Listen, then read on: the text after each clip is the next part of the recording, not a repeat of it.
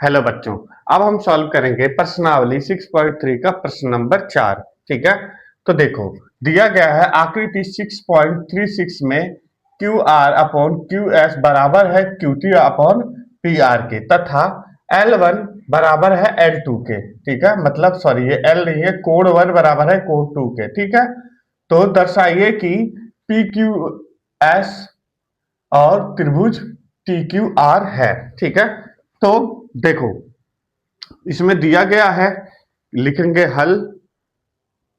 ठीक है, दिया है, सबसे पहले जो दिया गया है वो लिख लेते हैं, Q R upon Q S. ठीक है, क्यू टी अपॉन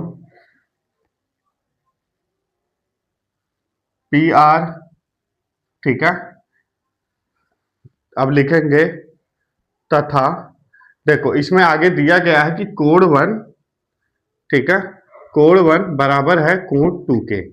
ठीक है, तो इसका मतलब हुआ कि कोण वन हमारा क्या है, क्यू आर।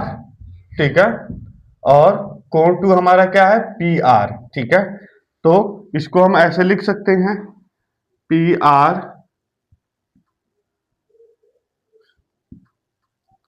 P R. ठीक है, ये कोण नंबर 2 है, पी आर। ठीक है, बराबर पी क्यू। ठीक है, कोण नंबर 1। ठीक है, पी क्यू। ठीक है, तो देखो अब इसमें क्या करना है कि पी क्यू हो गया हमारा और पी आर हो गया। पी आर हमारा है दूसरा कोण और पी क्यू हमारा है पहला कोण। ठीक है, तो इसे हम समीकरण नंबर 1 मान लेते हैं। ठीक है, तो इसमें हमें यह भी लिखना है क्योंकि दोनों कोण बराबर हैं। ठीक है, कोण 1 और कोण 2 देखो ये बराबर है, तो इसका मतलब ये हुआ, लिख लेंगे इसे कि बराबर कोणों के सामने की जो भुजा है वो क्या है, बराबर है। ठीक है, बराबर होती है। ठीक है, मतलब देखो जो एक कोण होती है ना, ये जो कोण नंबर 1 है और कोण नंबर 2 है, ये क्या होती हैं, ये बराबर होती हैं। ठीक है, किसके, भुजा के बराबर होती है।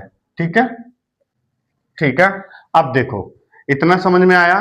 अब लिखेंगे हम Q R upon Q S बराबर Q T upon P. P R की जगह हम लिख लेंगे पी क्यू। ठीक है, तो अब देखो ये हो जाएगा आपका कोण, देखो पी क्यू।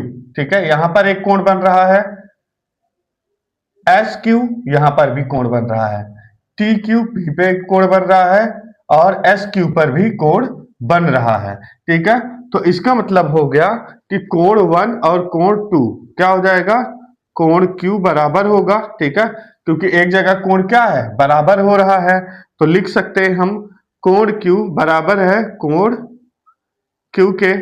ठीक है, तो इसे हम लिख सकते हैं कि यह क्या है, क्योंकि क्यू पे ही कोण बन रहा है, तो इसे हम लिख सकते हैं कि यह एक उभयनिष्ठ है, उभयनिष्ठ कोण। ठीक है, इसे हम लिख सकते हैं उभयनिष्ठ कोण। ठीक है, तो इससे यह सिद्ध होता है कि कोण पी क्यू एस और कोण पी क्यू आर।